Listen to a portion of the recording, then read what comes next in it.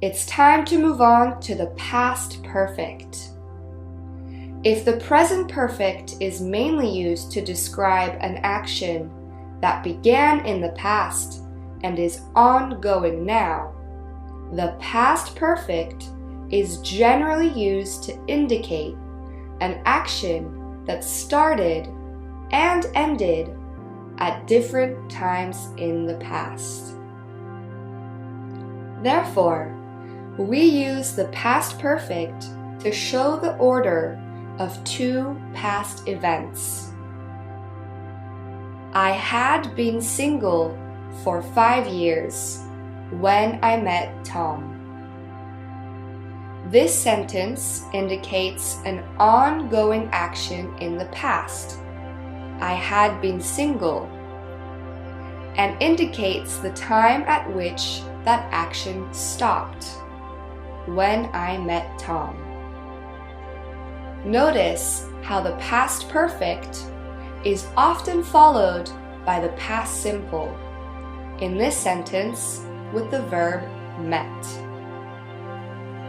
Therefore, we combine the past perfect with the past simple to indicate that an action was ongoing when another interrupted it.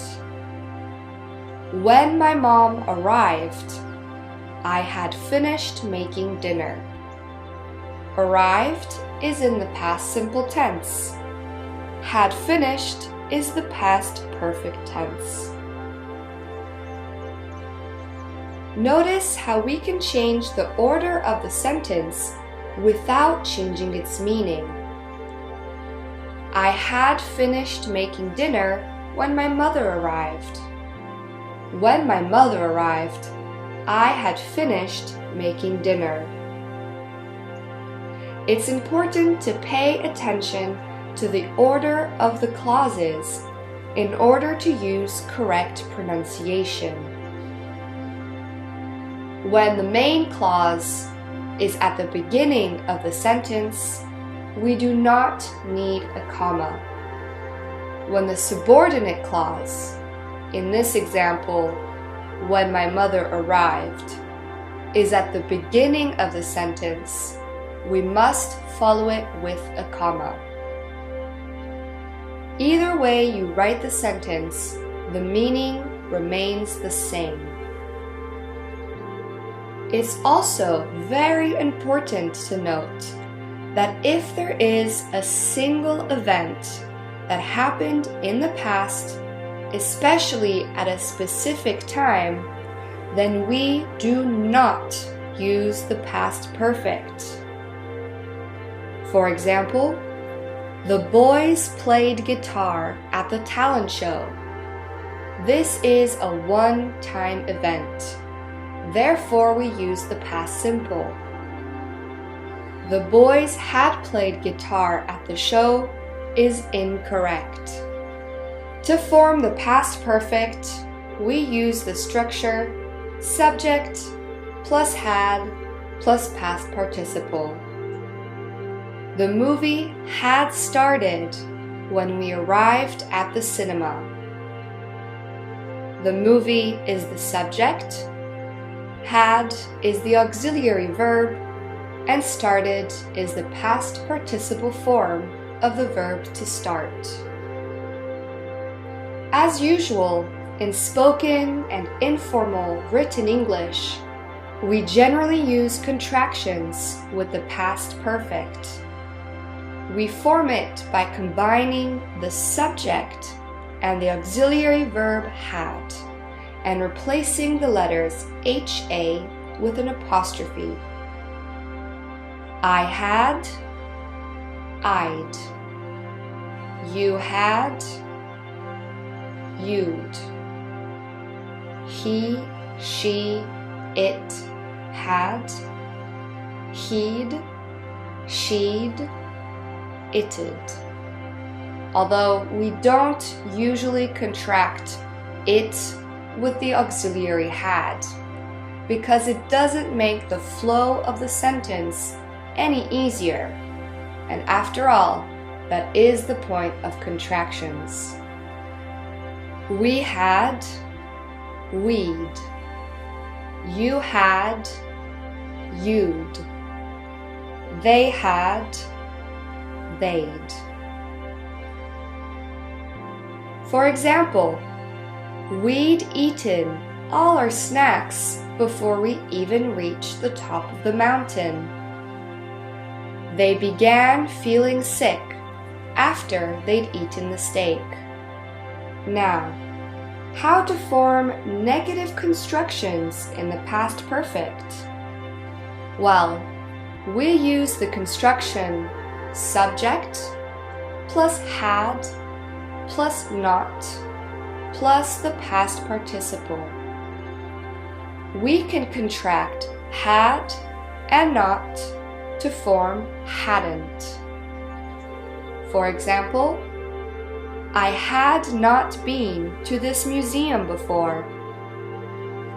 They hadn't met their nephew this time last year. To ask questions in the past perfect, we use the construction had plus subject plus past participle. Had you ever seen a real elephant before? Now, it is common to use adverbs with the past perfect, and some adverbs are more frequently used than others. We place the following adverbs between the auxiliary had and the past participle. For example, already. We'd already left the house by the time it started raining. Already means before the specified time. Still, which means as previously. Had you still not finished your homework at 4 p.m.? Just, which means a very short time before the specified time. I had just checked the time when the buzzer rang.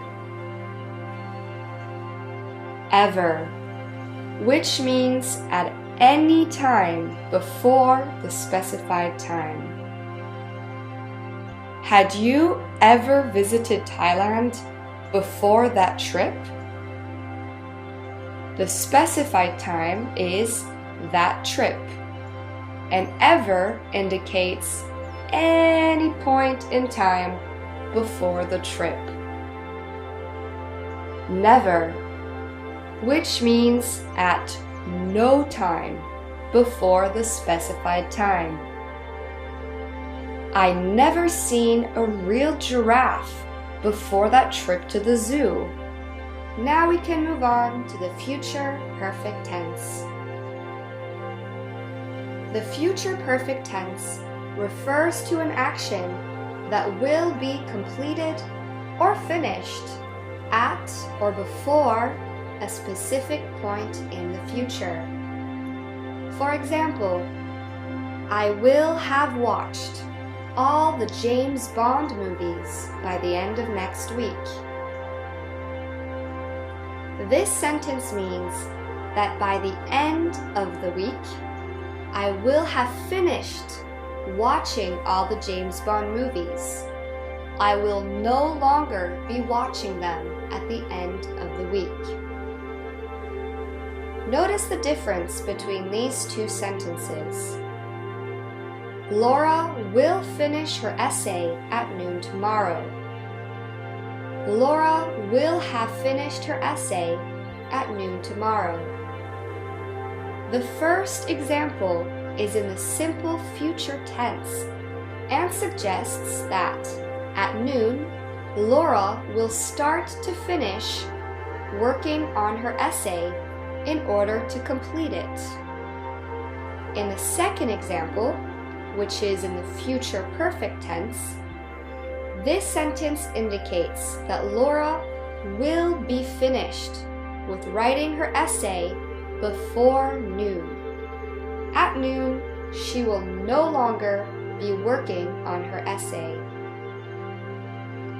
The simple future indicates that an action will happen in the future, whereas the future perfect suggests an action will be finished by a certain point in the future. The future perfect is only used to refer to an action that will be completed by a certain point in the future, so always include a deadline. Otherwise, you must use the simple future instead. For example, Josie will move. This is the simple future and indicates an action that is going to happen. Josie will have moved. This use of the future perfect is incorrect because the sentence does not give information on the end date. Josie will have moved by next month. This sentence in the future perfect is correct because it gives a deadline. It indicates by which time the action will have been completed. To form the future perfect, we use the construction subject plus will have plus past participle. I will have finished cooking by the time you come over. We can also contract the subject with the auxiliary verb will. For example, he'll have eaten the whole cake by the time you get here.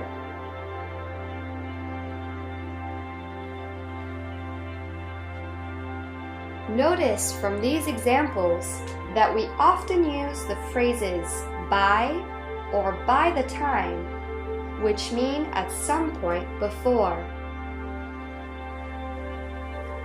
I'll have graduated university by this time next year. We can also use the phrases in a day's time, in 2 months' time, in a year's time, etc., to indicate the time at which the action will have been completed.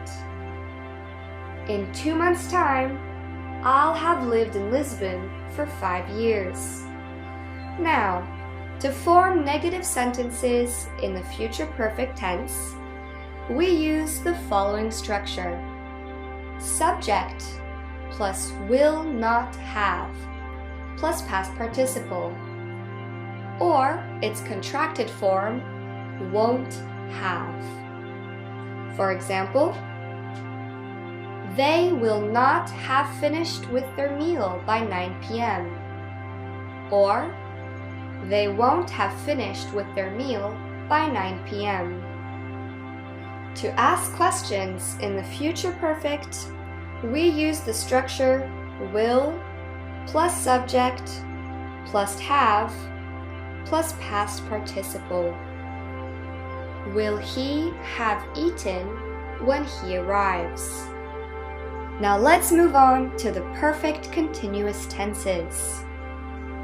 We can use the present perfect continuous for an action that started in the past and has only just stopped or had a result in the present. For example, I'm tired because I've been shopping all day. Shopping is an action that I have been doing all throughout the day. It was ongoing in the past and is affecting me in the present because I am tired. We use the present perfect continuous to emphasize that an action started in the past and is still ongoing in the present.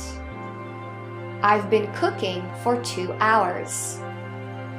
This sentence indicates that the speaker is still cooking now. How long have you been learning French? This question implies that the person receiving the question is still learning French now. Take a look at this chart. In the past, John started waiting at 8 p.m. In the present, Linda arrives at 10 p.m. John has been waiting for 2 hours. He has just stopped waiting now at 10 p.m. Now, we form the present perfect continuous with the construction subject plus have or has plus been plus present participle. It's been snowing all day. I've been working all day. Notice how we can contract this construction by combining the subject with the auxiliaries have or has in the same way that we form contractions with the present perfect simple.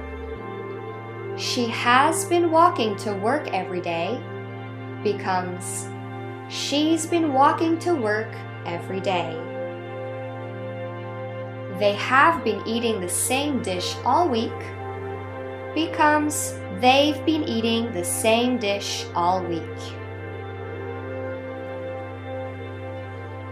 Now, it's important to remember we do not use stative verbs with any continuous tense, and that includes the present perfect continuous.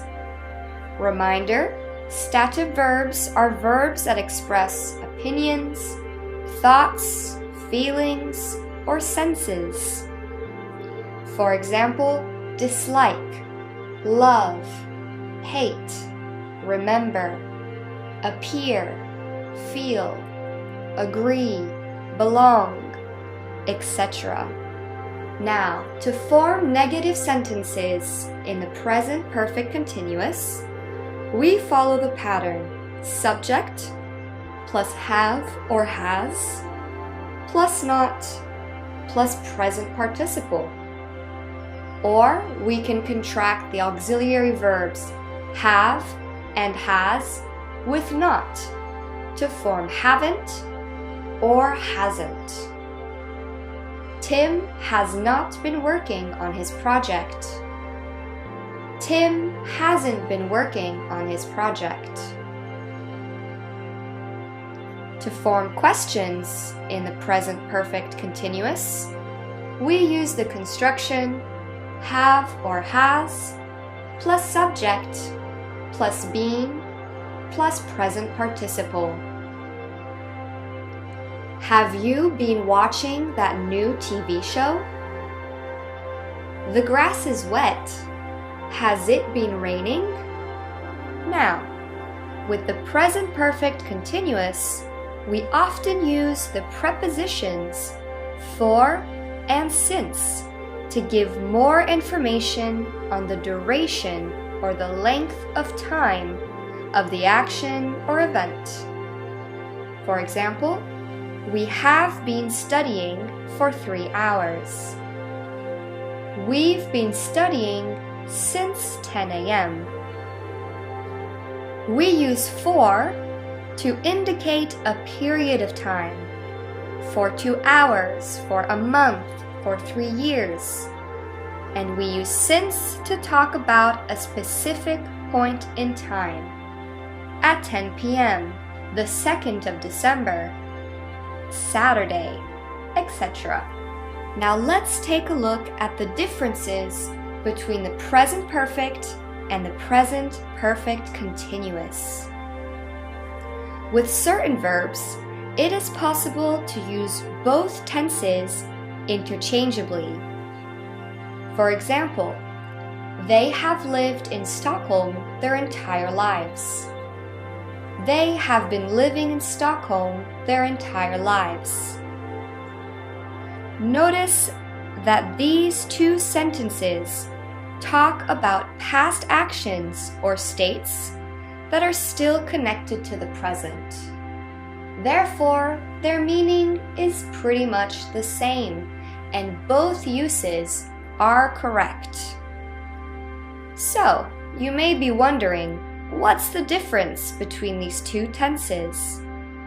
Well, the present perfect generally focuses on the result of the action in some way, whereas the present perfect continuous focuses on the action itself or its development. For example, you've done your homework on time. This sentence in the present perfect simple focuses on the result, on the completion of the homework. You've been doing your homework on time. This sentence in the present perfect continuous emphasizes the activity itself, the development, the ongoing completion of homework on time. What's more, the present perfect is used to indicate how many.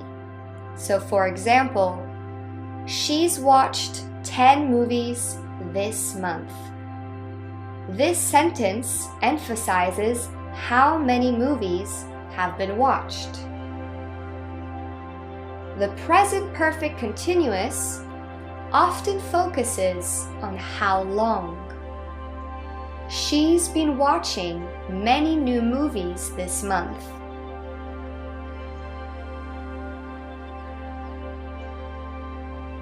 Finally, we use the present perfect simple to describe a completed action. I've recorded a message for you. The recording is finished. It was done in the past. Whereas the present perfect continuous emphasizes an action that is still ongoing. I've been recording messages for you. This indicates that there are still messages to be recorded and that are being recorded now. Now we can comfortably move on with our lesson on the past perfect continuous. While the present perfect continuous is used to talk about an action that started in the past and continued up to the present, we use the past perfect continuous for an action or event that began in the past, was ongoing in the past, and also ended at a specific point in the past. For example, he had been stealing a cookie from the kitchen when his mom walked in. Mom walking in interrupted the continuous action of stealing a cookie, which was happening in the past.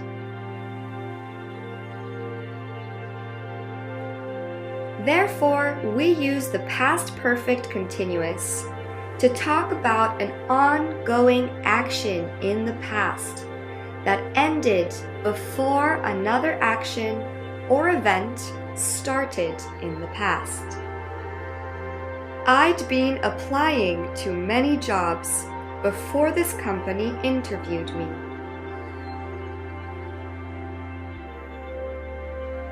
The waiters had been clearing the tables when the robbery happened. As with all continuous forms, we use the past perfect continuous to focus on the action itself, its process, rather than its completion. In this sentence, we don't know if the waiters finished clearing the tables. That is not important. It is not the focus of the sentence. We are focusing on the ongoing action instead. And that is why we use the past perfect continuous in this situation. Take a look at this chart.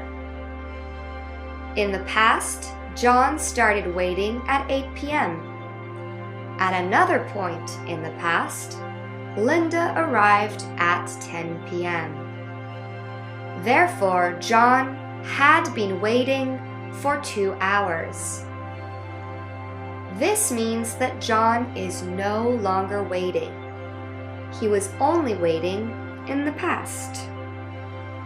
To form the past perfect continuous, we use the structure subject plus had plus been plus the present participle. I had been living there for a month. We can also contract the subject with the auxiliary verb had. I'd been living there for a month. Quick reminder, we do not use continuous tenses with stative verbs. Now, to form negative sentences in the past perfect continuous, we use the construction subject plus had, not, been, and the present participle. We can contract had not to form hadn't. He had not been working for long when his boss walked in. He hadn't been working for long when his boss walked in. To ask questions, we use the structure had plus subject plus been plus present participle. Had they been smoking before I walked in? Now, just like with the present perfect continuous, it's helpful to know that we often use the words when, for, and since with the past perfect continuous. For example, Ben had been playing tennis for 2 hours when he sprained his ankle. Finally, it's important to note that we can use the past perfect and past perfect continuous interchangeably to talk about an action that started in the past and continued up to a given point in the past. For example, she didn't want to leave. She'd lived there for 10 years. She didn't want to leave. She'd been living there for 10 years. Both these sentences are grammatically correct and can both be used in this particular situation. They mean the same thing. Using the past perfect continuous just emphasizes a little more the length or the duration of how long the subject has been living there. There are situations, though, in which it's important not to confuse both tenses. For example, we use the past perfect simple to emphasize the completion of an event. That event has finished, whilst we use its continuous form to show that an event was still ongoing. For example, the plumber had fixed the sink. This sentence indicates that the plumber has finished fixing the sink. He is no longer fixing it. Or, the plumber had been fixing the sink when the pipe burst. This sentence indicates that the plumber was still fixing the sink. It was an ongoing action that was not finished. when another action occurred. Generally speaking, we use the past perfect simple to indicate something more long-term or permanent than the past perfect continuous, which we can use to imply something more temporary. For example, she'd always lived with her parents. She'd been living with her boyfriend. In the first example, we don't know how long the subject has been living with her parents, but the use of the past perfect simple indicates it's been a long time. The second example, by using the past perfect continuous, it applies a more short-term or temporary solution or action.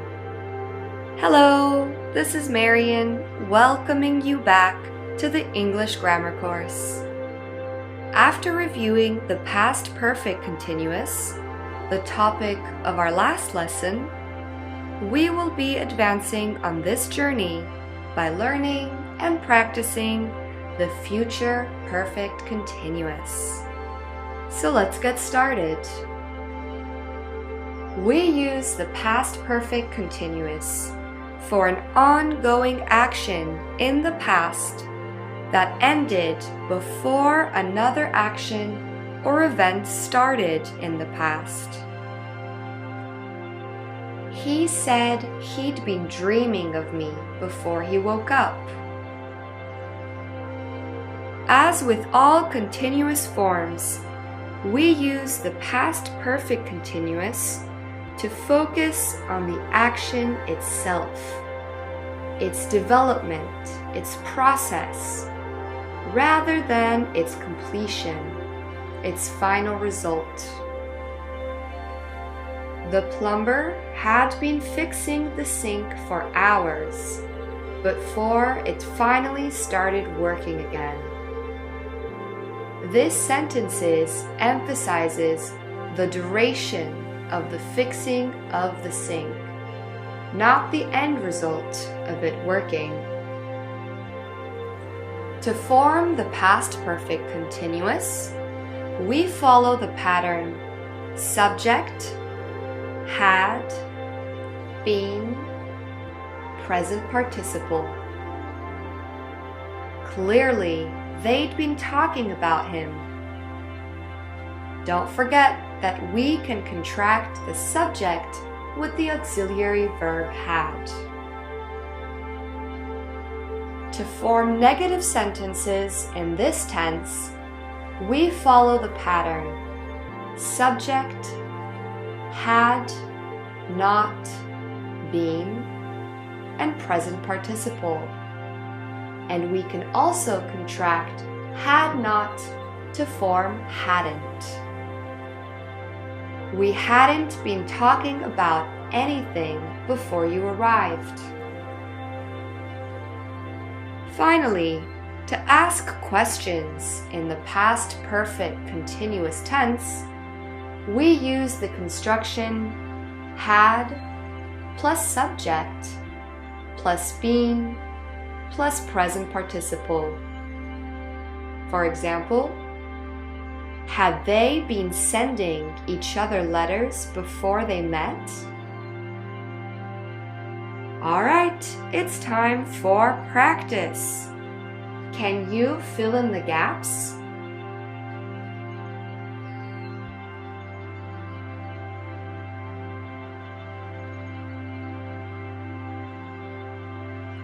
Kevin had only been playing the bass for 2 years before his first performance on stage. Notice how we place the adverb between the two auxiliary verbs.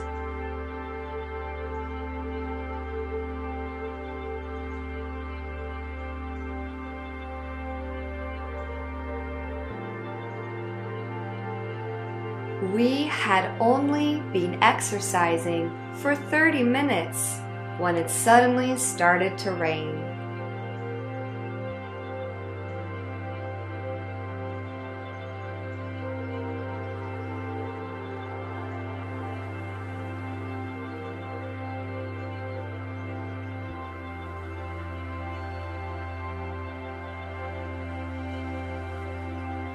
I'd been waiting 25 minutes by the time the bus finally came.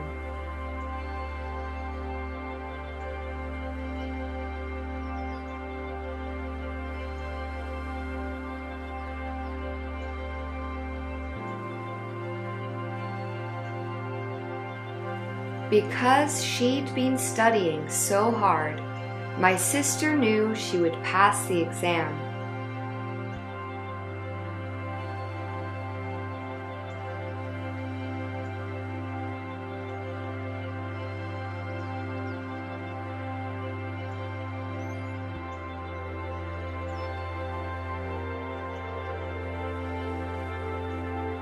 The teacher got mad because we'd been talking throughout the whole class.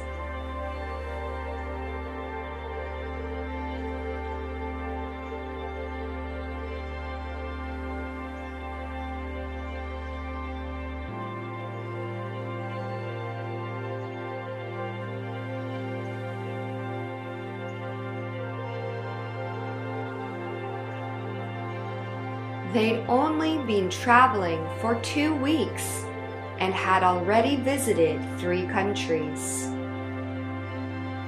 Wonderful job! Now we can move on to our last and final lesson on perfect tenses and wrap it up with the future perfect continuous tense. We use the future perfect continuous tense to imagine ourselves in the future, looking back into the past.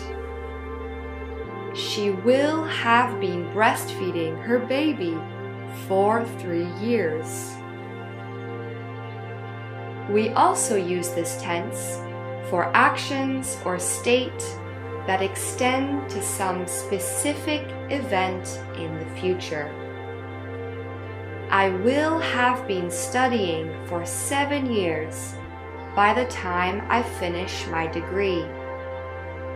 This sentence means I have not finished my degree now, and it does not indicate whether I have started my degree yet or not.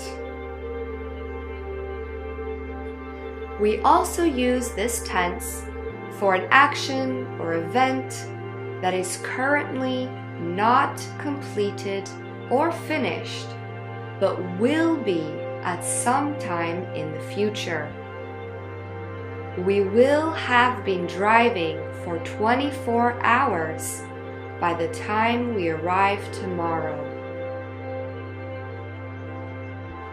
With the future perfect continuous, we often use certain expressions of time. For example, by the time I arrive, I will have been traveling for 2 days.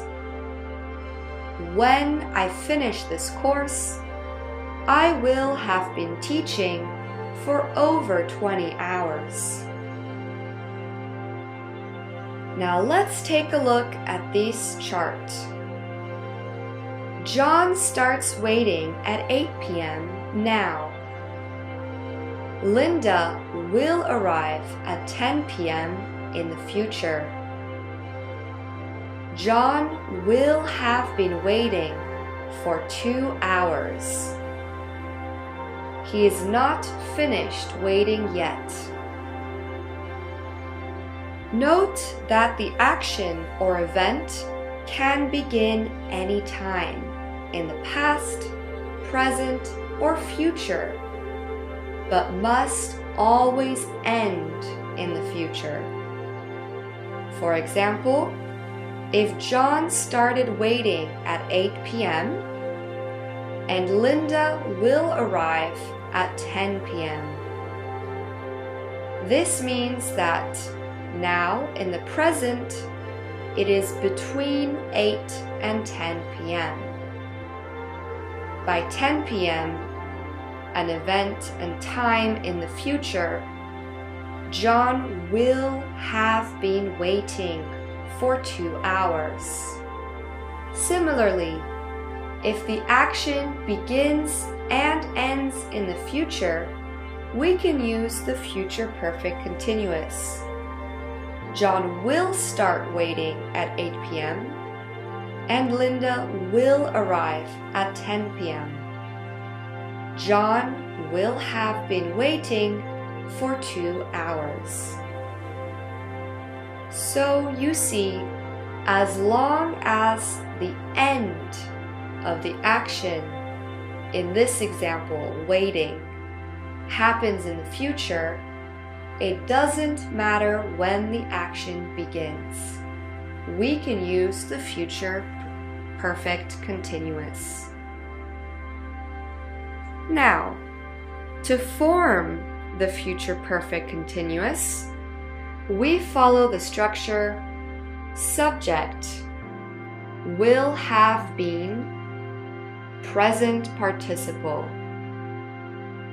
By next year, I will have been living in Lisbon for 10 years. When I finish my postgraduate degree, I'll have been studying for 8 years. Now we can move on to today's topic, the zero conditional. A quick introduction on conditionals in general. We use conditional sentences to describe possible situations or events and use the conjunction if. We indicate the possible result or consequences of a particular action, either in the past, present, or future. Clauses with if indicate something that may or may not happen. In English, we have 4 types of conditional sentences: the zero conditional, first conditional, second conditional, and third conditional. So let's get started today with a lesson on the zero conditional. We use the zero conditional to make general statements and facts about the world. These sentences always indicate something that is true now or always true. For example, if you exercise, you are healthy. We also use the zero conditional to express a situation that is real and possible. If you mix yellow and blue, you get green. We form the zero conditional with 2 clauses: if plus present simple and the present simple. For example, you are not hungry if you eat. You are not hungry is the main clause and is comprised of the present simple. If you eat is a subordinate clause led by the subordinate conjunction if, and it uses the present simple, eat. Another example, if my daughter is sick, I usually get sick too. We have the verbs is and get, which are both in the present simple. In the zero conditional, or more generally with all the conditionals, the order of the clauses is not important. Compare these sentences. The ground gets wet if it rains. If it rains, the ground gets wet. These 2 sentences have exactly the same meaning, and the verbs are in the same tense. The only difference is the punctuation. Let's have a quick refresher on clauses and punctuation as we learned in Chapter 1 of this course.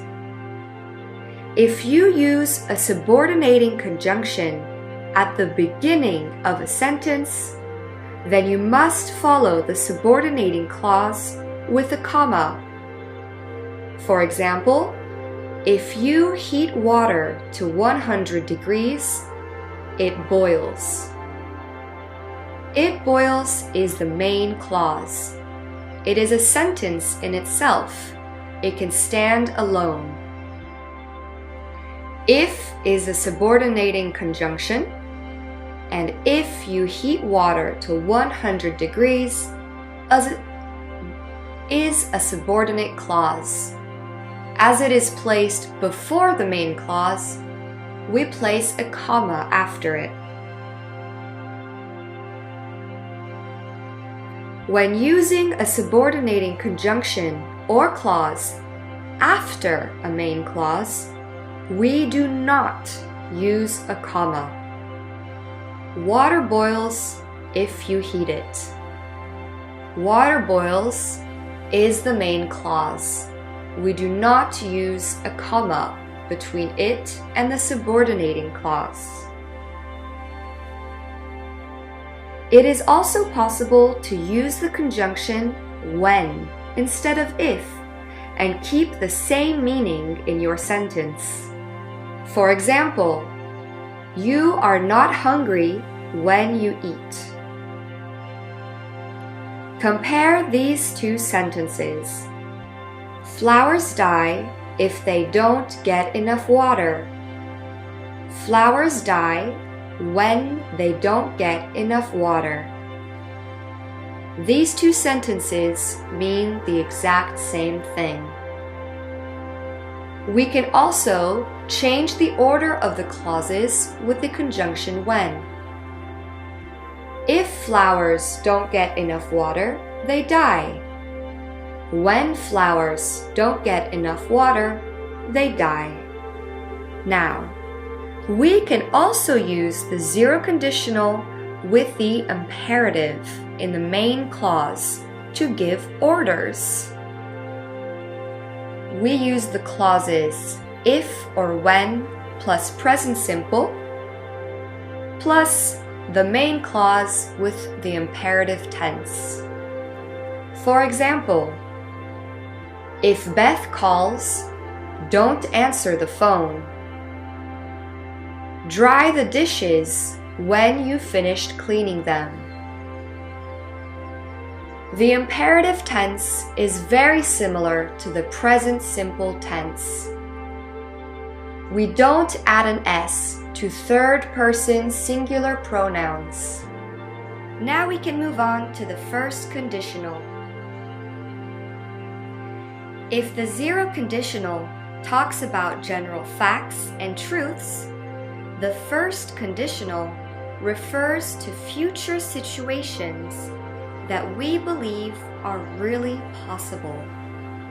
For example, France will win the World Cup if they keep playing this well. When I get my paycheck, I'll buy new shoes.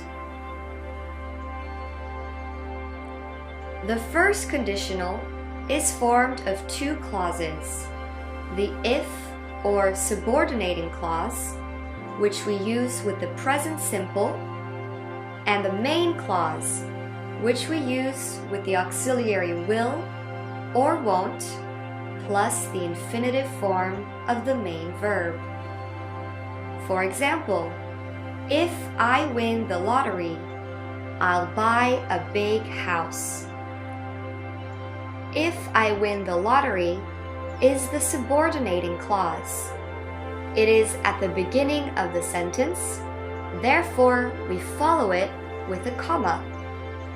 And we use the present simple form of the verb win.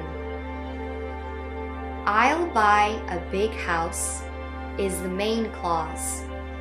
Therefore, we use the auxiliary verb will with the infinitive form of the main verb to buy.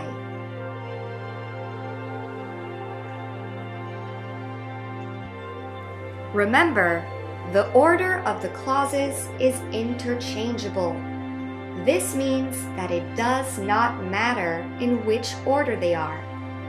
The only difference is the use of punctuation. If the if clause or subordinating clause is at the beginning of the sentence, use a comma after it. For example, if it rains tomorrow, I'll watch a movie. If the main clause comes before the subordinating clause, then you don't need a comma. I'll watch a movie tomorrow if it rains. With the first conditional, we can also replace the conjunction if or when with other words or phrases like unless, as long as, in case. For example, I'll stay with you as long as you don't start crying again. I don't want to move back home unless I run out of money. The same rules of punctuation apply to these clauses. And you can also switch the order of the two clauses. Now, before moving on to our task-based activity, let's take a closer look at the differences between the zero and first conditional. Compare these two sentences. If you don't wait for your coffee to cool down, you burn your tongue. If you don't wait for your coffee to cool down, you'll burn your tongue. Both sentences have very similar meanings. The first example is the zero conditional and expresses a general truth. The speaker is referring to any time a person drinks coffee too quickly and is not indicating a person in particular. In the second example, which is in the first conditional, the speaker is indicating a particular situation, one which is happening now, in which someone might actually burn their tongue in the close future. Now we can move on to the second conditional. Whereas we use the first conditional to talk about possible actions or events in the future, we use the second conditional for present or future situations that are impossible or unlikely in reality. For example, if we had a bigger house, we could have a dog. This sentence indicates that the speaker cannot afford a bigger house. It is nothing but a dream. It is not a future plan. We generally use the second conditional to talk about imaginary situations. If I had magic powers, I would be invisible. And we also use the second conditional to talk about possible but unrealistic dreams. If I won the lottery, I would travel around the world.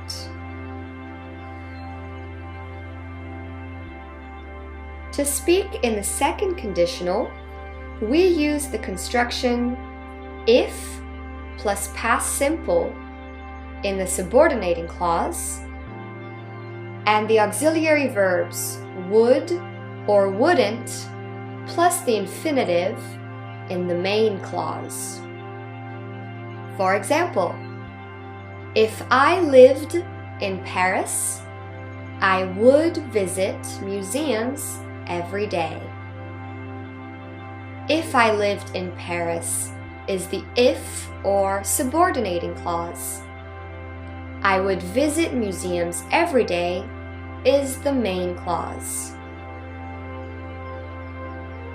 Like with all conditionals, we can change the order of the subordinating and main clauses without changing the meaning of the sentence. For example, if I had a car, I wouldn't take the bus. I wouldn't take the bus if I had a car. These two sentences have the same meaning. The only difference is the punctuation. It's important to note that we can contract the auxiliary verb would in the main clause with its subject. For example, I'd, you'd, he'd, she'd, we'd, they'd. It is not common to contract it with would, because it wouldn't make the pronunciation or the flow of the sentence any easier. I'd never eat meat, even if it was the last food on earth. If you told them what movie we're watching, they'd never come.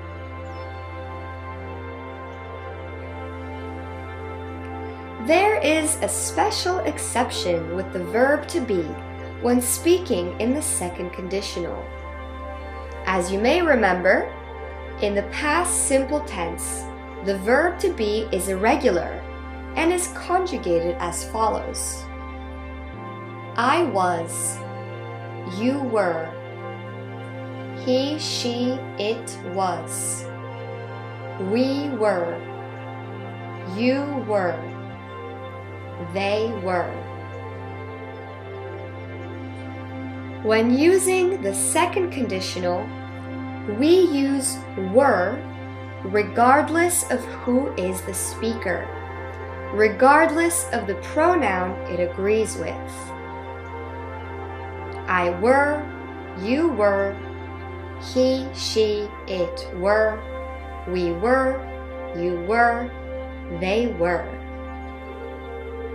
For example, if I were a millionaire, I'd own a boat. It is technically incorrect to use was for the first and third person singular, although it is used so often in informal or spoken English by native speakers that it has generally become accepted in everyday English. Therefore, if I was a millionaire, I'd own a boat.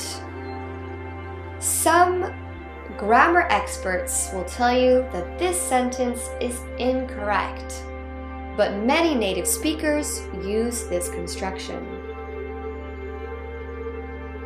To conclude on this part of the lesson, in informal English, both spoken and written, it is acceptable to say, if I were younger, I'd exercise more. If I was younger, I'd exercise more. Nevertheless, in formal English, it is only acceptable to say, if I were younger, I'd exercise more.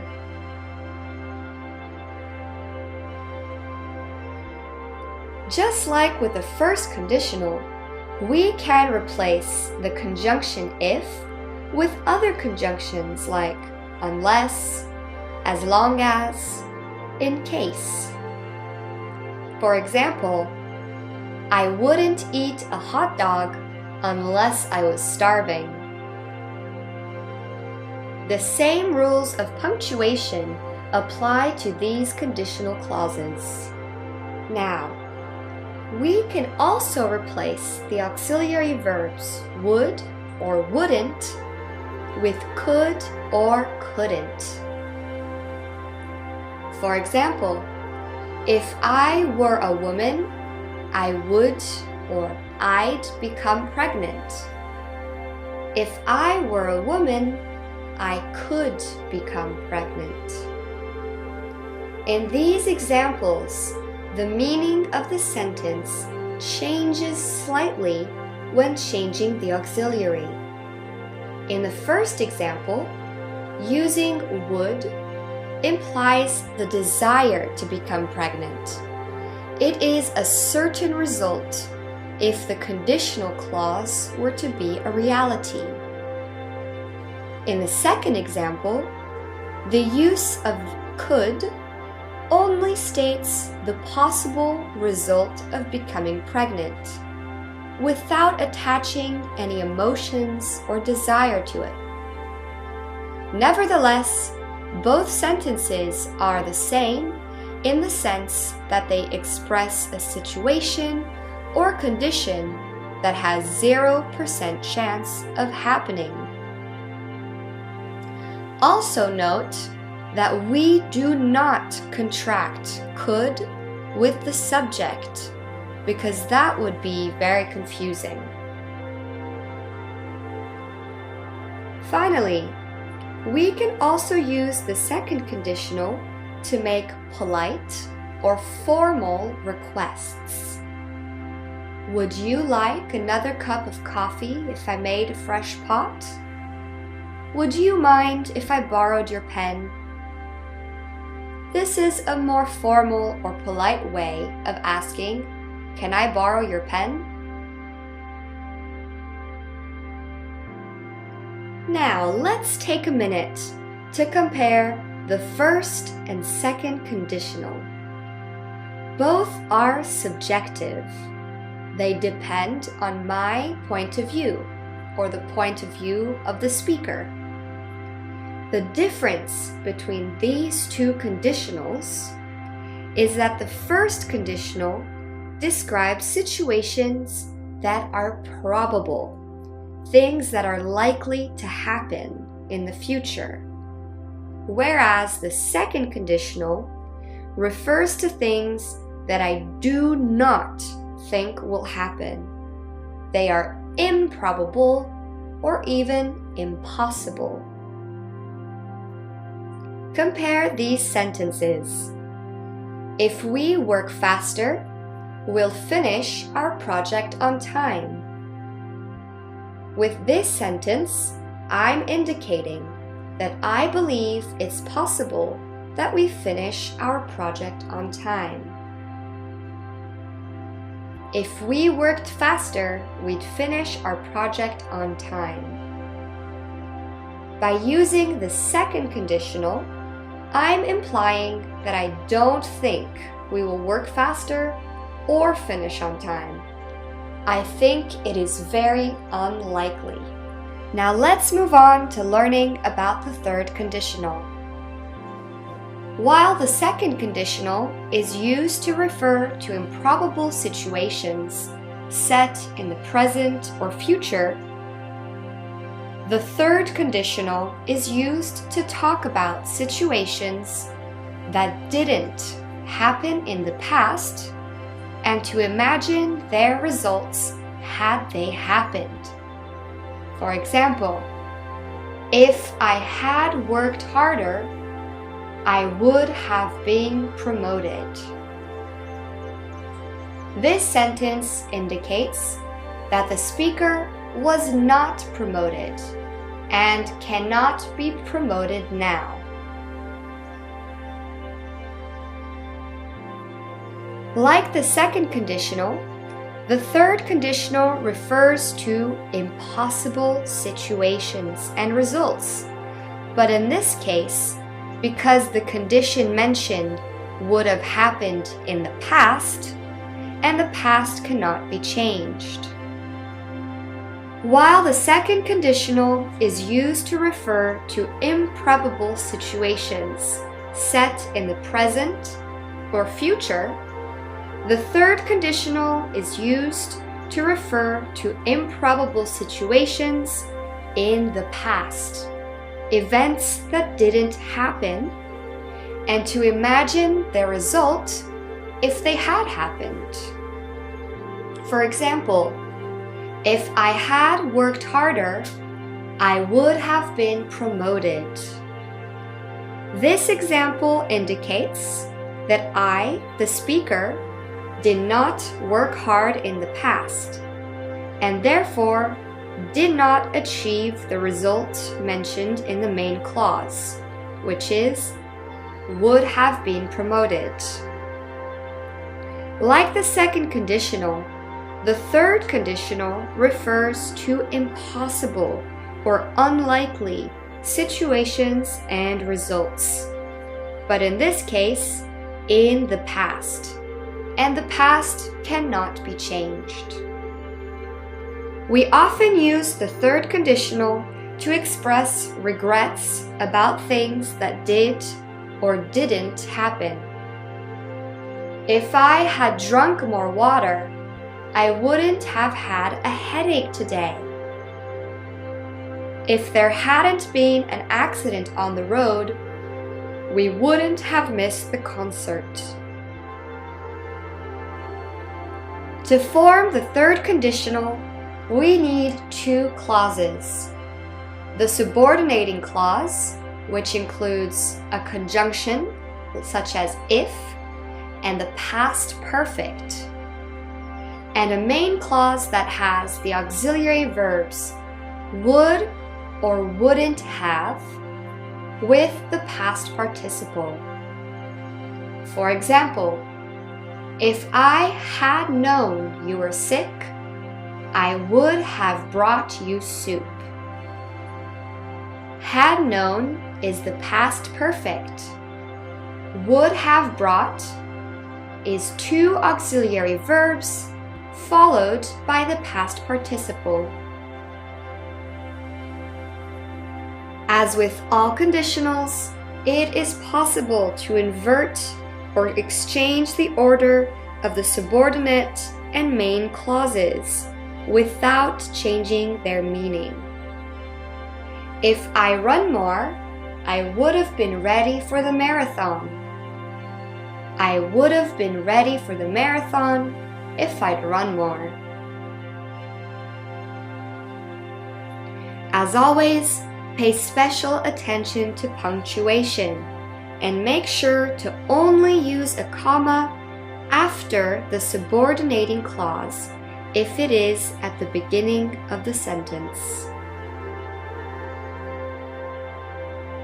We also typically contract the auxiliary verbs would and have rather than the subject and the auxiliary would. If I had known you were coming, I would have cleaned up. This is more typical than saying I'd have cleaned up, which is just a different way to contract these verbs.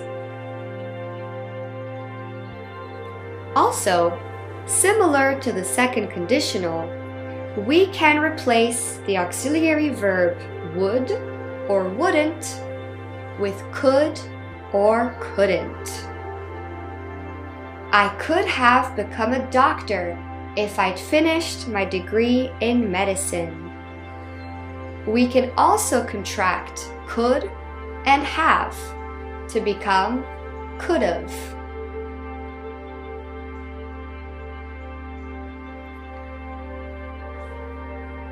I could have become a doctor if I'd finished my degree in medicine. Now let's compare two sentences. If you hadn't invited me to dinner, I would have stayed home tonight. If you hadn't invited me to dinner, I could have stayed home tonight.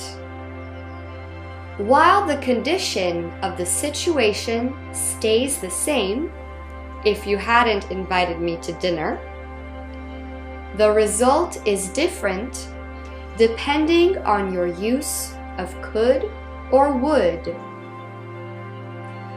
Would implies that I, the speaker, would definitely be at home if I wasn't at dinner. Using could implies only the possibility that I would be home, not a certainty. Take a look at this chart. The condition is the same. The result is different depending on the use of the auxiliary verb would or could. I would have stayed at home.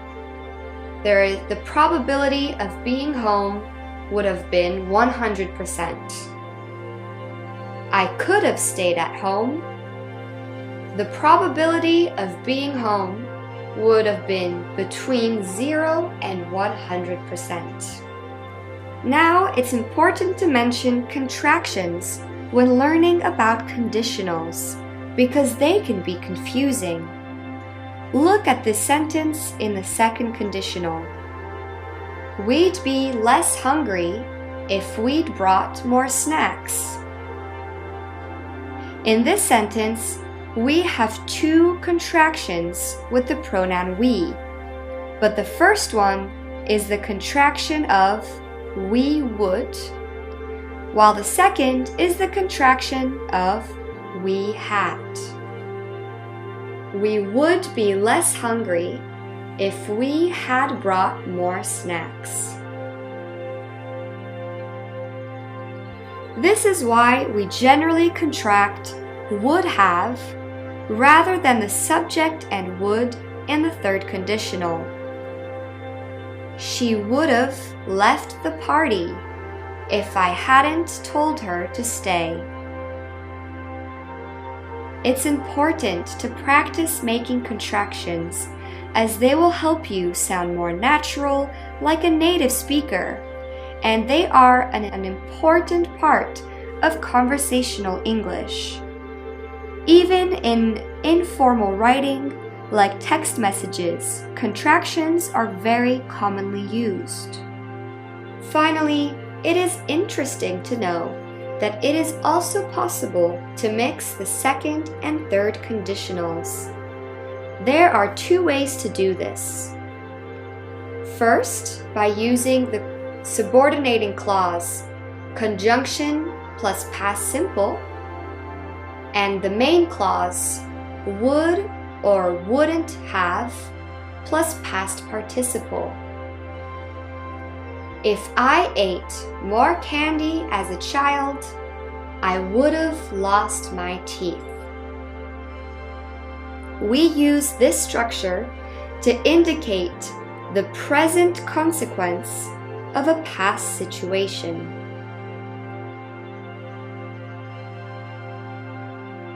We can also mix the second and third conditionals by using the subordinating clause as the conjunction plus past perfect, and in the main clause, would or wouldn't have with the infinitive. If we'd hurried up, we would be on the train right now. If we'd hurried up, we'd be on the train right now. This is just to show you how contractions remain the same. Notice that without the auxiliary have, we once again contract the subject with the auxiliary verb would. This mixing of the second and third conditionals indicates the past consequence of a present situation. Time to move on to our lesson on subject-verb agreement. We have already had some insight into subject-verb agreement throughout our lessons on tenses in Chapter 2. As you know, singular subjects go with singular verbs, and plural subjects go with plural verbs. With singular nouns or pronouns he, she, it, the verb has to have an S at the end of its present tense form, like runs, jumps, eats. And it uses auxiliary verbs which end in S, such as is, was, has, does. For example, Laura loves eating pancakes on Sundays. She makes them herself.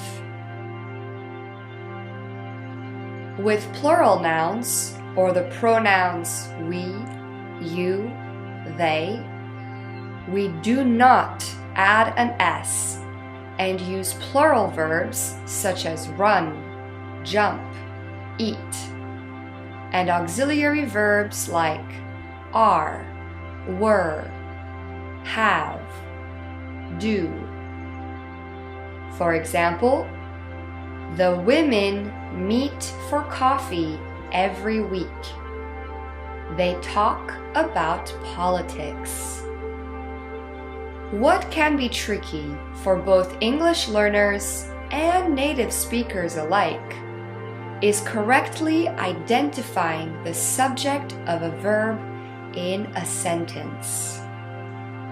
For example, the quality of their cars has increased. We use the singular auxiliary verb has because the verb has increased agrees with the subject quality. Cars is not the subject of the sentence. Subordinating or relative clauses or phrases that are used between the subject and the verb do not affect the subject-verb agreement.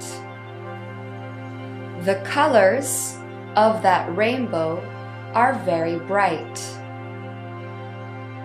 The rat, who has been chewing all my wires, is very fast. Of that rainbow and who has been chewing all my wires do not affect the subject-verb agreement between colors and the verb are and the subject rat with the verb is. When a sentence starts with here or there, the subject is placed after the verb, which is quite the exception. Here is the money you asked for. There are too many men in this club. Similarly, in questions, the subject generally comes after the main or auxiliary verb. What is the name of this song? Where are your friends? Now that you are more practiced on identifying the subject of a verb and sentence, let's study some particular rules when it comes to subject-verb agreement. When a subject is composed of two nouns or pronouns connected by and, we use a plural verb. My watch and computer are broken. My brothers and sisters have names that start with M. There is an exception though. When two nouns are joined together to form one idea, then the verb is singular. Fish and chips is a delicious meal. Bread and butter costs $2. With collective nouns, using a singular or plural verb will depend on whether we are considering the subject as an entity or group or as individuals. For example, the cast of Hamilton is working hard. We are considering the actors in the play as a collective unit, as one cast, one group of people. In the second example, the cast of Hamilton are working hard. Here, the emphasis is on each individual member, not just the cast as a whole. Another example, my family comes from France. Here, the emphasis is on the group, on the collective unit. The audience were demanding an encore. Here, once again, the emphasis is on the individuals in the audience. It's interesting to note that in American English, we generally just use singular verbs with collective nouns, not plural ones. Nouns that are always plural because they have two parts, nouns that are always plural because they have two parts, such as scissors, glasses, pants, jeans, headphones. These nouns always require a plural verb. My glasses are red. Her pants were shrunk in the washing machine. Pants is a noun in two parts because it has two legs. Glasses is a noun with two parts because it fits two eyes. There is an exception to this rule when we talk about these objects or nouns as a pair. Careful, this pair of scissors is really sharp. This is my favorite pair of pants. Next, with the determiners or pronouns, each, anybody, every, nobody, one of, each of, no, we always use singular verbs. Every girl in my class has a designer handbag. Even though we are referring to a group of girls, to many girls, with the determiner every, we use a singular verb. Nobody is punished at this school. A singular noun or pronoun, which is linked to a phrase or group of nouns, generally introduced by words like with, like, as well as, is followed by singular verb. Mrs. Putman, as well as the other teachers at the school, is going on strike. The verb to be agrees with the subject Mrs. Putman and not the other teachers. Another example, Joshua, like us, is going to the concert. Amounts, even if plural, require a singular verb. $15 is too expensive for this shirt. 20 minutes is enough to present the project. What's more, the title of books, Movies, novels, and other similar works are considered as a singular subject and therefore require a singular verb. Harry Potter and the Chamber of Secrets is my favorite book of the series. Friends is a great TV show. Now, a few more rules to look into on subject-verb agreement.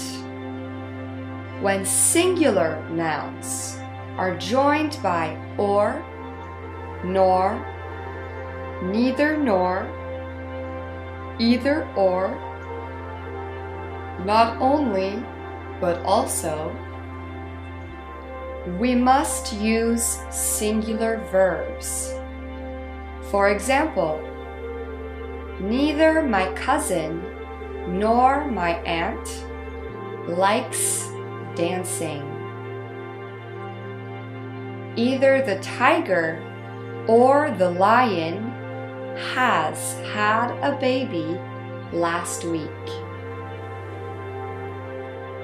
When plural nouns are joined by these expressions, or, nor, neither nor, either or, both and, all but, we must use plural verbs.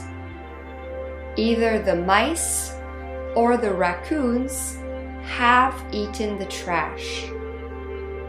All but Maria are going to the restaurant.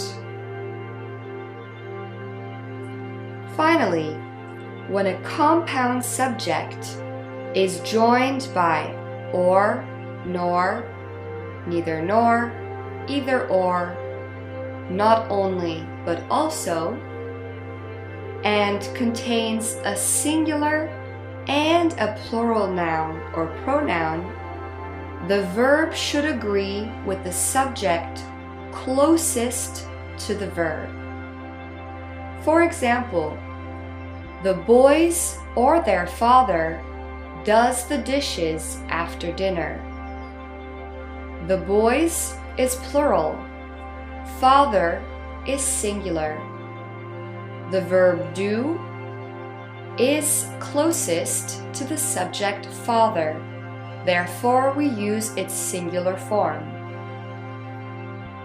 In the second example, the dog or the cats get the most attention. Cats is a plural noun and is closest to the main verb get. Therefore, we agree get with the subject cats. Now we can move on to our lesson on possessives. We use possessives to indicate the possession and relationships between people, animals, places, and things. There are different kinds of possessives: possessive nouns, possessive adjectives, and possessive pronouns. We have already studied possessive adjectives and possessive pronouns, but here is a quick refresher. The possessive adjectives are my, your, his, her, its, our, your, their. For example, those are her shoes. My hair is brown.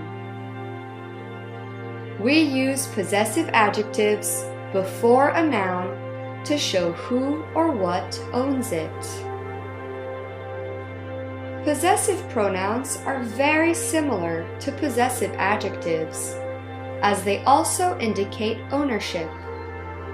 The difference is, we use possessive pronouns instead of the noun, rather than in front of it. The possessive pronouns are mine, yours, his, hers, its, ours, yours, theirs.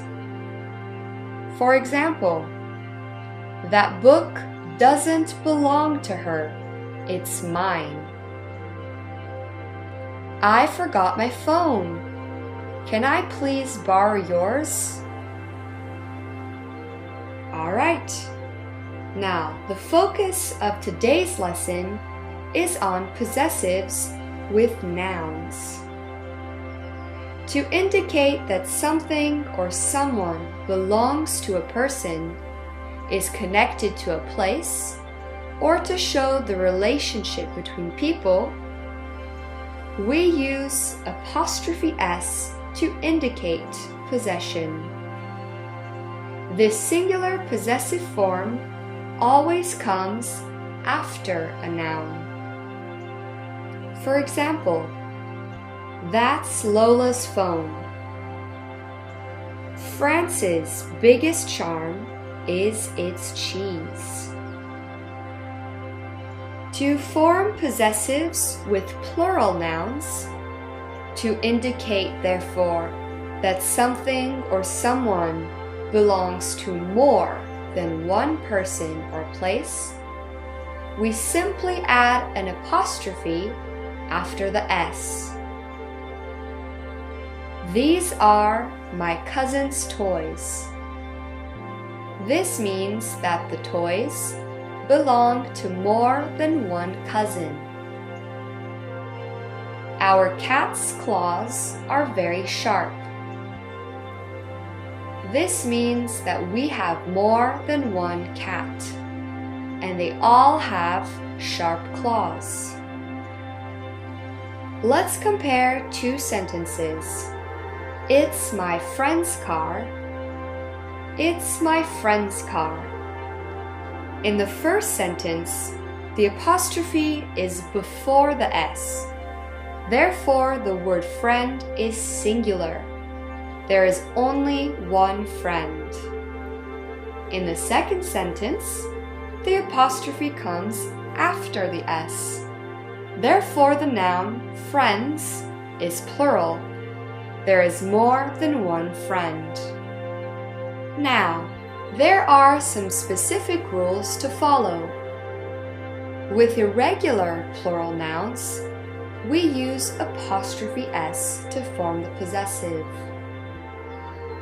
For example, the children's playground is huge. Children is the plural of child. It is irregular. Therefore, we add apostrophe s to indicate possession. Women's clothes are easy to shop for. When a person's name ends with s, we can either add an apostrophe at the end or add apostrophe s. That's Thomas's favorite movie. That's Thomas's favorite movie. Notice how we pronounce Thomas's the same way, indicating possession. Both spelling are correct. When something belongs to more than one person and we use a list of names, we put apostrophe s on the last name to indicate possession by the whole list. For example, Josie and Kevin's apartment is in Madrid. The apartment belongs to Josie and Kevin. We can use possessives instead of a full noun phrase in order to avoid repeating words. Is this your ring? No, it's Jenny's. Here we simply say it's Jenny's instead of it's Jenny's ring. This avoids repeating the word ring more than once. Another example, whose book is this? It's my sister's. We can use the possessive to refer to shops, restaurants, schools, or even churches by using the name or job title of the owner. I'm going to the doctor's this afternoon. This means the doctor's office, but you can simply say the doctor's. Is Pop's open for dinner? Pop's is the name of a diner, but we don't need to use the word diner and can simply use the possessive to indicate this restaurant. Now let's take a look at a typical point of confusion between possessives and contractions. It's my friend's car. This sentence means it is the car of my friend. It's is the contracted form of it is, whereas friends is an indicator of possession. Apostrophe S can also be confused with the contraction of has. Maria's got Alex's wallet. This sentence means Maria has got the wallet of Alex. The only way to know whether the apostrophe S is a contraction or an indicator of possession is through the context of the sentence.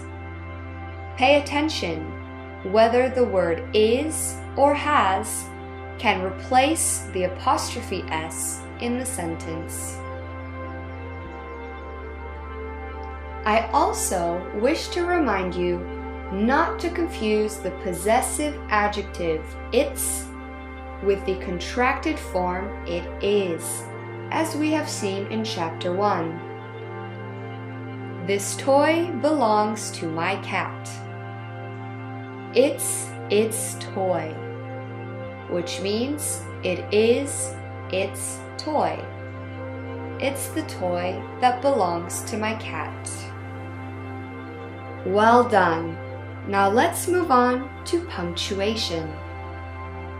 Punctuation is not important in oral English, but incredibly important in both formal and informal written English, and is often misused by both English learners and native speakers alike.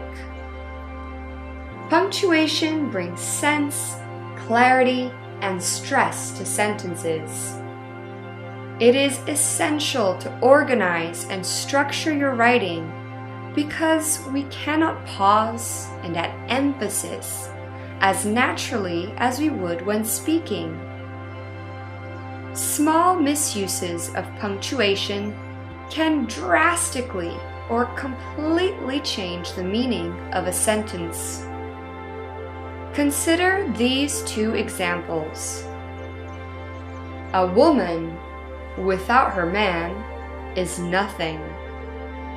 A woman without her man is nothing. The first sentence indicates that women are dependent on men. The second sentence indicates the complete opposite, that men are dependent on women. See how important punctuation is? So let's get started and study all the most important players in the punctuation game. The most commonly used punctuation is the full stop or period. Period is its American name, and full stop is the British name. We use a full stop or period at the end of a sentence to indicate a finished idea or to break a sentence. For example, she grew up in Alabama in the 1950s. She loved it there. We also use full stops with some abbreviations, like for telling the time the American way. Let's meet at 2 p.m. tomorrow. PM stands for post-meridian. It is the standard way of telling the time in the United States and Canada. Another example: my test is on Jan 4th. Jan is the abbreviation of January. We must place a full stop after the abbreviation to indicate that it is one. Some sentences can be made up of just one word, like interjections, in which case you can end them with a full stop. Hello. Wait. Next, we have the comma. Some people refer to the comma as taking a break because it acts like a pause in a sentence. This is true, but the comma is mainly used to organize blocks of thoughts or groupings of ideas. There are many ways to use commas.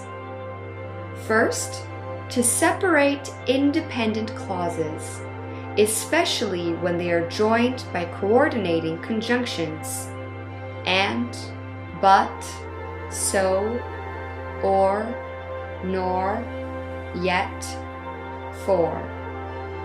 For example, I've given her so much love, but she still left me.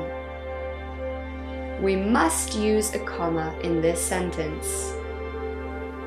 When a subordinating clause precedes a main clause in a sentence, which means when it comes before the main or independent clause, we use a comma.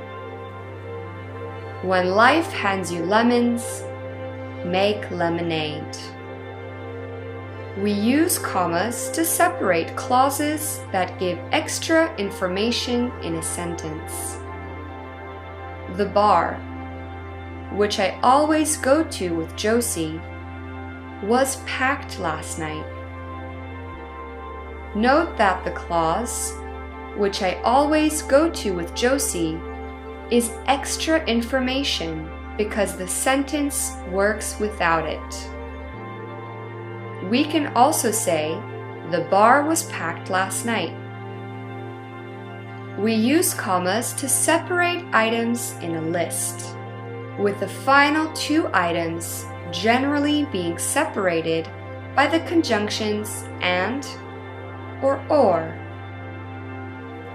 My favorite fruits are apples, bananas, cherries, and mangoes.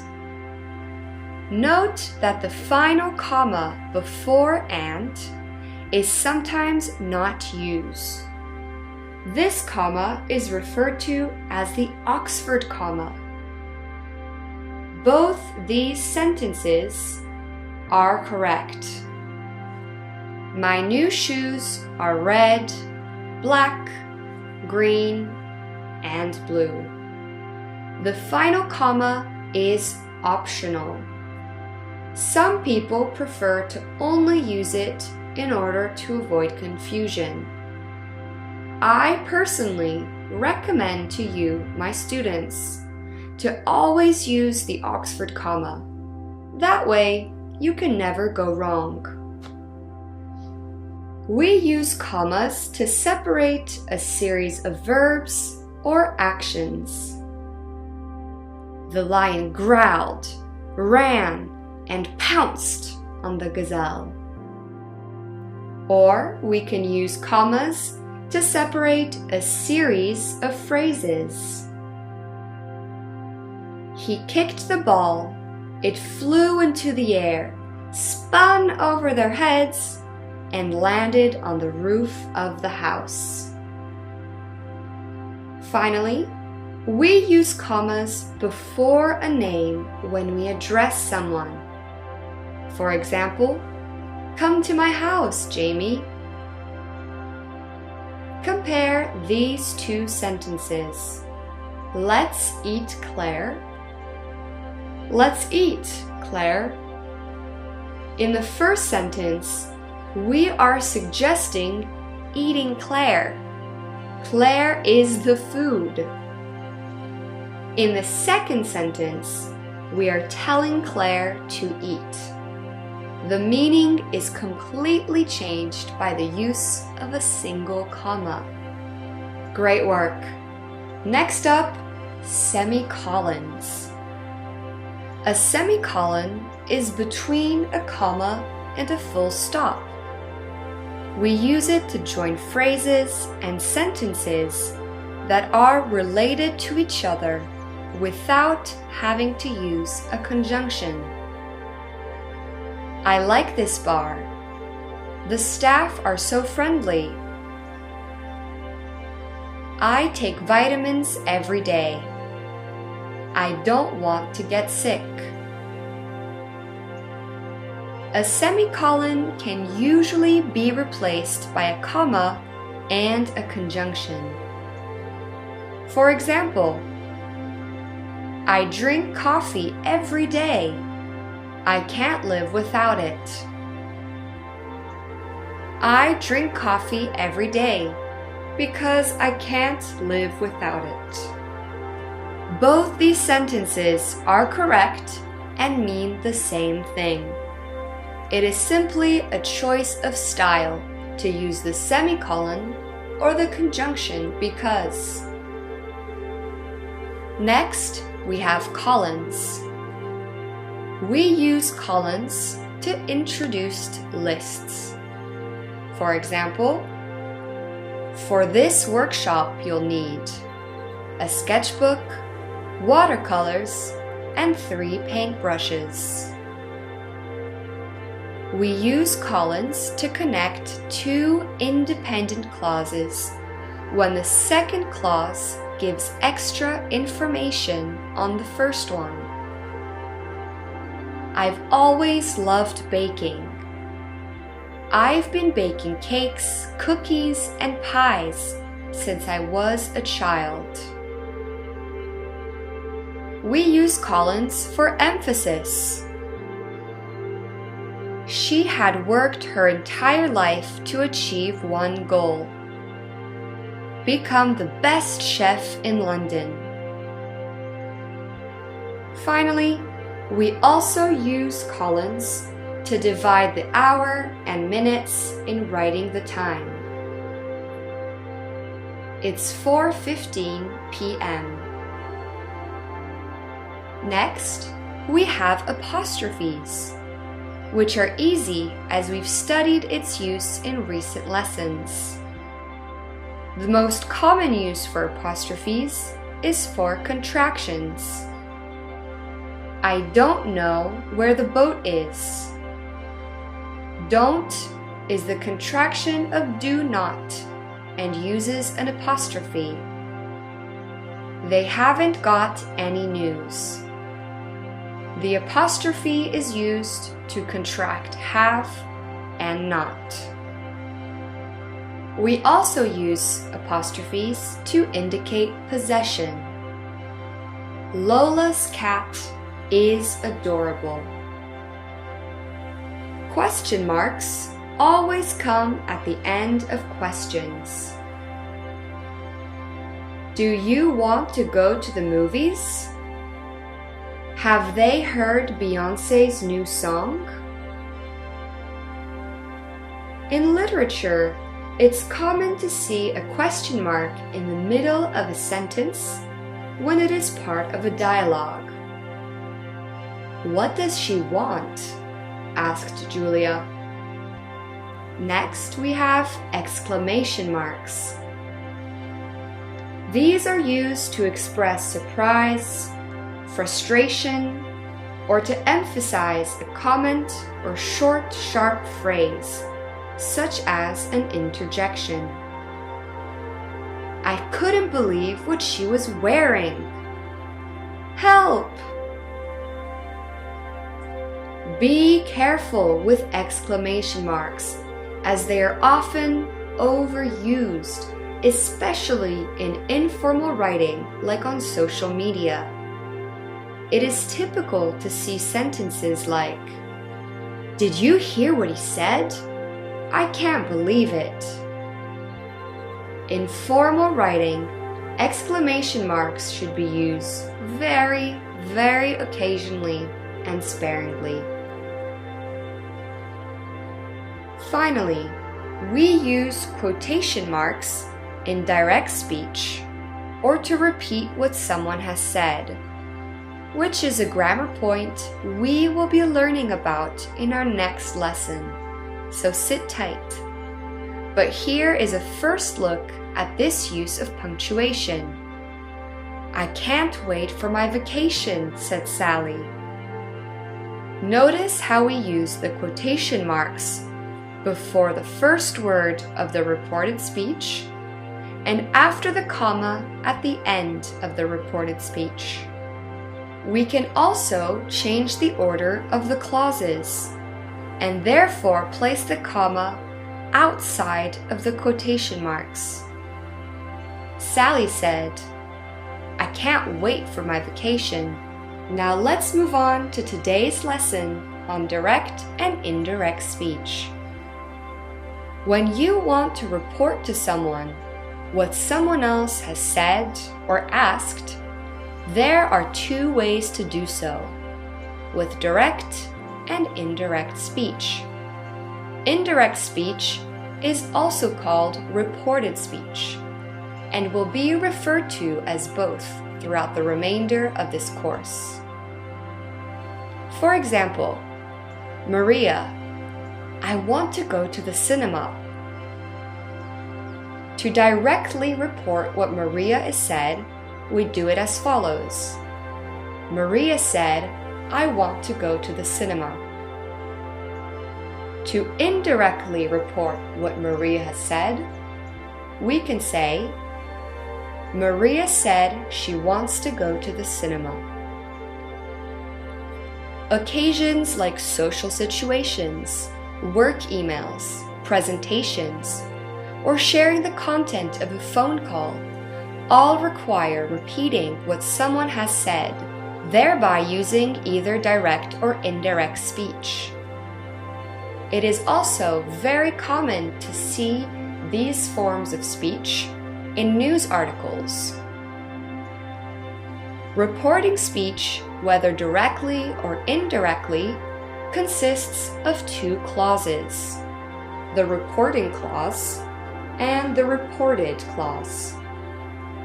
The reporting clause uses verbs like say, tell, ask, reply, and is generally in the past tense, whereas the reported clause indicates what the original speaker has said or asked. For example, Lisa told her sister, "You either come home now or never come home." Notice how the verb tell is in the past simple tense. Lisa told her sister to either come home now or never come home.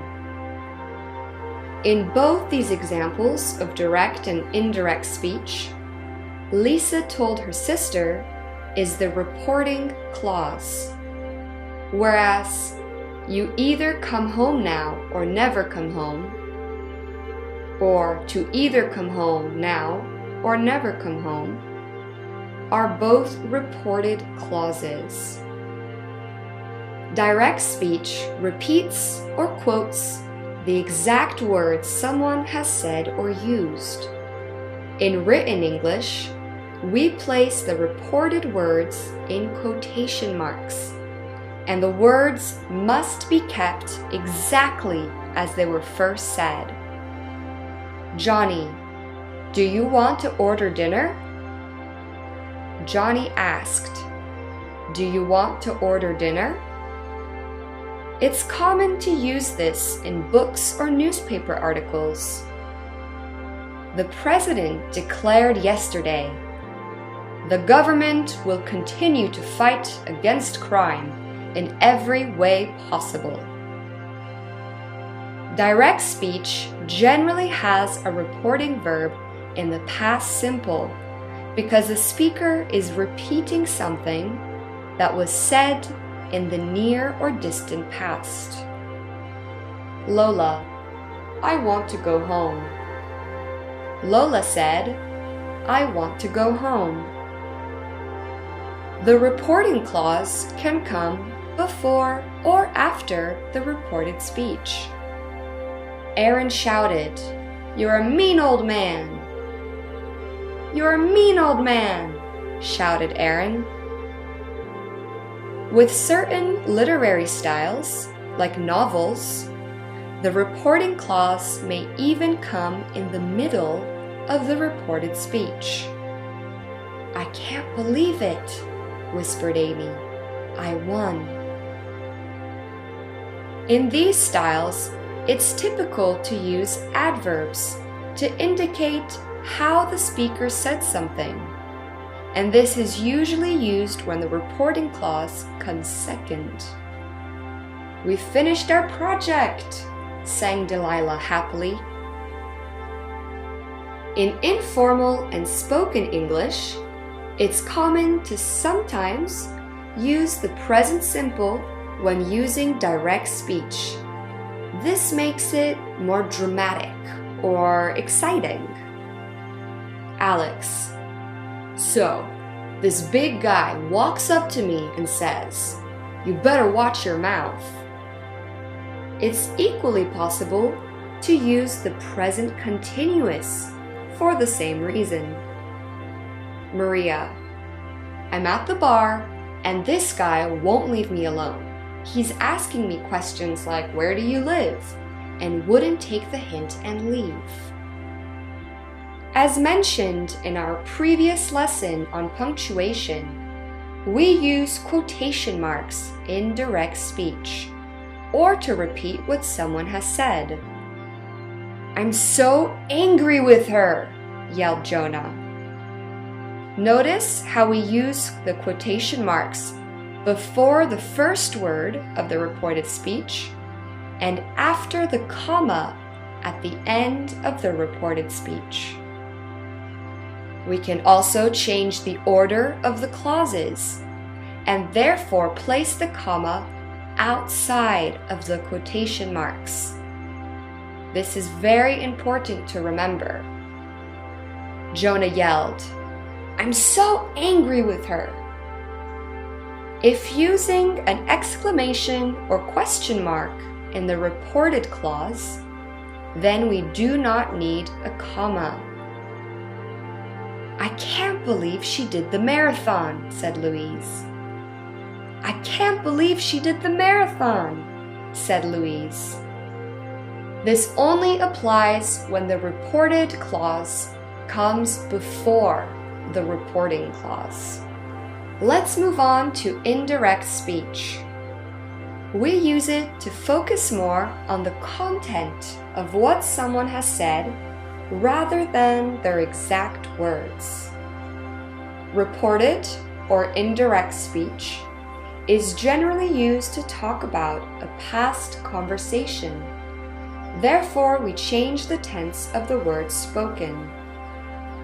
We use verbs like say, tell, ask, and often use the word that to introduce the reported words. We do not use quotation marks in indirect speech. In indirect speech, the structure of the reported clause will vary based on whether the speaker is reporting a statement, a question, or a command.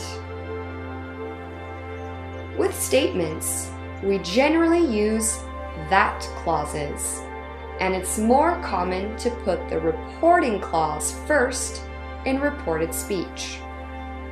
Robber, I was in the bank at the time of the robbery. The suspect admitted that he was in the bank at the time of the robbery. That he was in the bank at the time of the robbery is what we refer to as a that clause. It is the reported clause. In some cases, it's okay to use the reporting clause at the end of the sentence, in which case we use a comma between the two clauses. They told us everyone is welcome to the party. Everyone is welcome to the party, they told us. It is also common to not use the conjunction that in informal situations. Take note, informal situations. I told my brother that I didn't want to play. I told my brother I didn't want to play. When indirectly reporting questions, we can use if clauses. Are you coming? Asked my mother. My mother asked me if I was coming. We can also use the word whether in these situations. My mother asked me whether I was coming. This is generally the way to report yes/no questions. To report WH questions, meaning with the words who, what, where, when, why, we use these clauses: who clauses, what clauses, where clauses, etc. What is that animal? She wondered. She wondered what that animal was. Be careful. Do not use exclamation or question marks in reported speech. For example, "What are you doing?" they asked. They asked me what I was doing. We do not put a question mark at the end of the reported speech. When reporting commands, we use the preposition to plus the infinitive. Stop shouting, her father ordered. Her father ordered her to stop shouting. Now, there are many verbs we can use to report what someone has said, but the verb say is most commonly used in direct speech. Be careful when using the verbs say and tell. We use say when there is no indirect object. She said she wanted cake. We use tell when there is an indirect object. She told me she wanted cake. Me is an indirect object. It receives the action. She is the subject. Told is the action. Me is the indirect object receiving the action. So be careful. We do not say, "She said me she wanted cake." There is no indirect object with the verb say. Equally, we do not say, "She told she wanted cake." There must always be an indirect object with the verb tell. She told me she wanted cake. There are many examples of reporting verbs that can be used in both direct and indirect speech. Here are some examples: ask, reply, declare, shout, yell, cry, murmur, admit, comment, complain, explain, demand, answer, agreed, promise. Here are some examples in full sentences. I'm scared, she murmured. She murmured that she was scared. "What is this?" he wondered. He wondered what that was. "This plate is dirty," she complained loudly. She loudly complained that her plate was dirty. Tom observed his sister carefully. "You're being very quiet." Tom carefully observed that his sister was being quiet. Finally, it's also interesting to note that we can report more than just words, but also what people write or think. This applies to both direct and indirect speech. "I'm sorry," wrote Nathan in his letter. Nathan wrote in his letter that he was sorry. "I need to make better choices in life," she thought to herself. She thought to herself that she needed to make better choices in life. Now, the reason we are extending our lesson on indirect speech into a second video is because there are some aspects of reported speech that we haven't yet covered, particularly verb tenses. Because time has usually passed between the moment a speaker says something and the moment someone else reports it, we must bring reported speech further into the past. This is called a backshift. For example, if yesterday Lola said, "I feel sick," today, to report what Lola had said, we would report, "Lola said she felt sick." Lola was sick in the past. Therefore, we use the past simple tense, felt.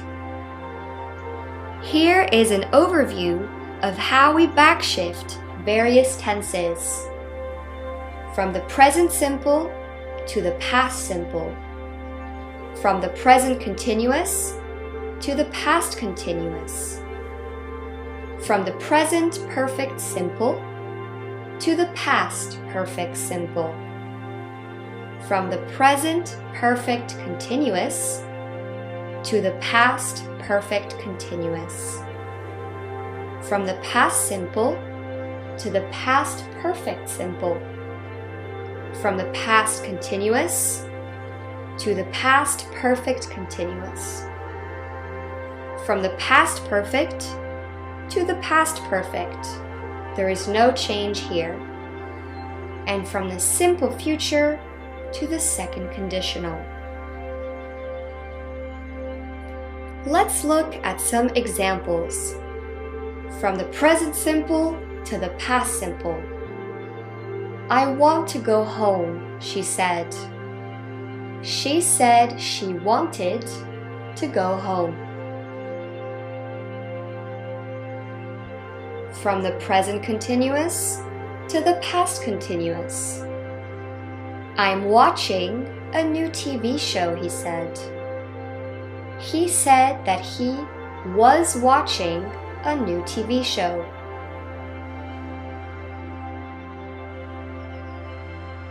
From the present perfect simple to the past perfect simple.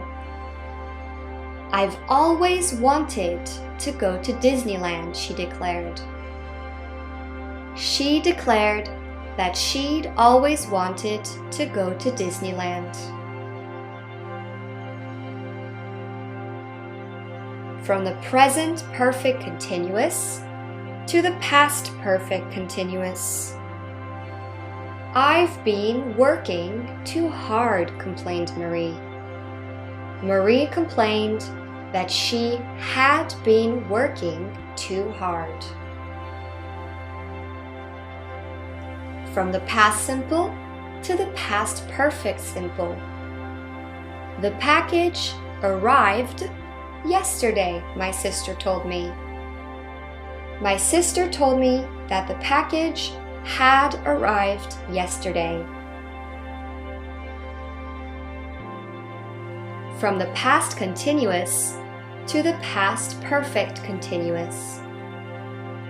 I was waiting for you at the restaurant, my mom said angrily. My mom angrily told me that she had been waiting at the restaurant. With the past perfect, we keep the past perfect. Had Tim left the party? Wondered Justin. Justin wondered whether Tim had left the party. Now, some modal verbs also need to backshift when reporting speech indirectly.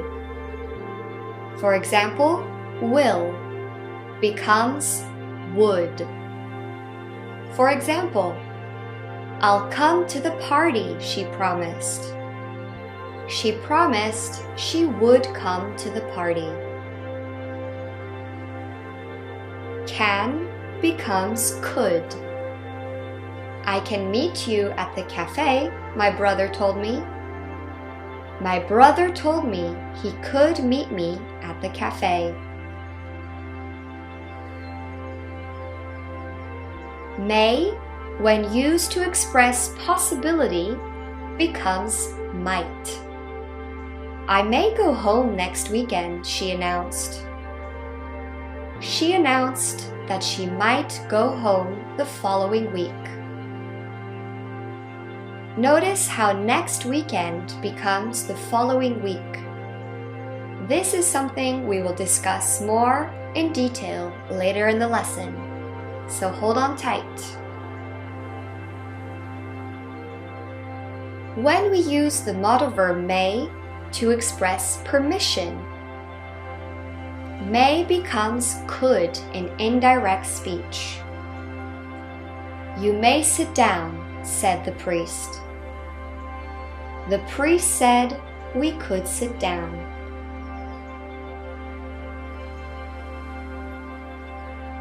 Must.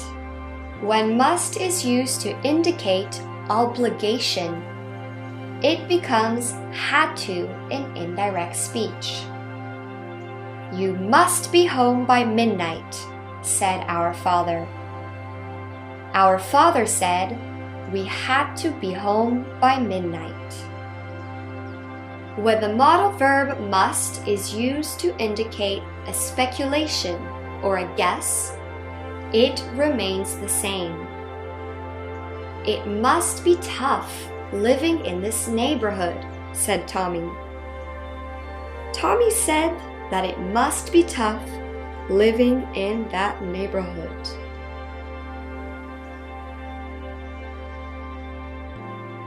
When using the modal verb shall in reported questions, it becomes should. Shall we go in? She asked. She asked if we should go in. Note that we only rarely use the modal verb shall, as it is quite formal, maybe even a little stiff to use. Some modal verbs do not change when we are reporting speech. These modals are would, could, should, ought to, and must when it is used to speculate. For example, it might be difficult to sell the house, warned the real estate agent. The real estate agent warned us that it might be difficult to sell the house. Now, it's important to note that if the original statement is still true or ongoing at the time of the reporting, then the reported speech does not need to be backshifted. This is often the case when someone talks about the future or uses the present simple, present continuous, or present perfect in their original statements. For example, Jeremy, I want to go to Spain next summer. Jeremy said that he wants to go to Spain next summer. By using the present simple tense, we are indicated that at the time that Jeremy's statement is being reported, he still wants to go to Spain. This is still true, still relevant.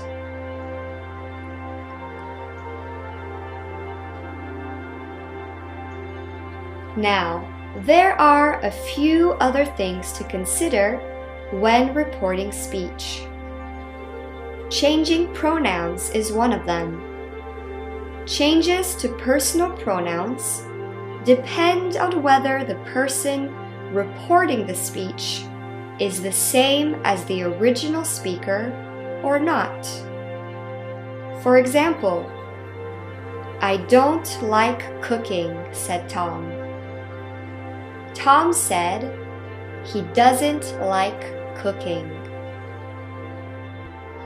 In direct speech, Tom uses the personal pronoun I, but when reported by someone else, we must use the personal pronoun he. Also note the use of the present simple tense in the reported speech. Doesn't like cooking. This indicates that Tom at this time still does not like cooking. This information is still relevant.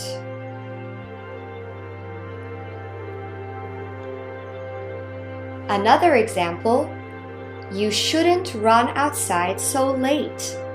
Ben warned Tammy. Ben warned Tammy that she shouldn't run outside so late. Sometimes it's also necessary to change time expressions when reporting speech, especially when you're talking about the past at a time that is no longer relevant. For example, in direct speech, if Kevin in the first week of January says, I'm going to visit my cousins next week. If someone reports what Kevin has said in a time very close to the original statement, we may keep this time expression. Kevin said that he's going to visit his cousins next week. He hasn't visited his cousins yet. If the person reporting what Kevin has said reports it way into the future, then this information is no longer true. Therefore, we must change the expression of time. Kevin said that he was going to visit his cousins the following week, which means the week after.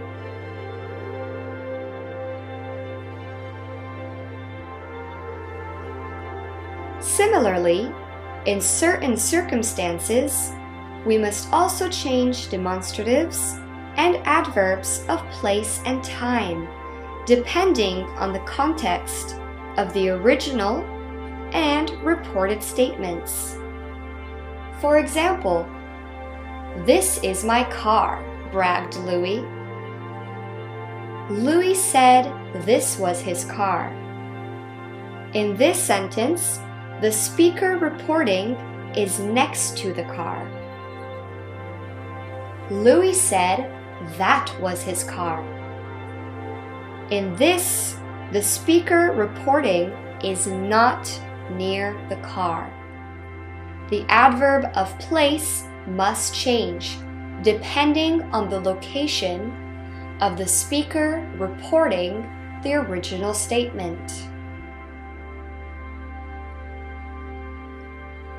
Similarly, I feel happy here, sighed Josephine. Josephine said that she felt happy here. The speaker reporting the speech is in the same place as Josephine was when she made that statement. Josephine said she felt happy there. The speaker reporting is not in the same place as Josephine.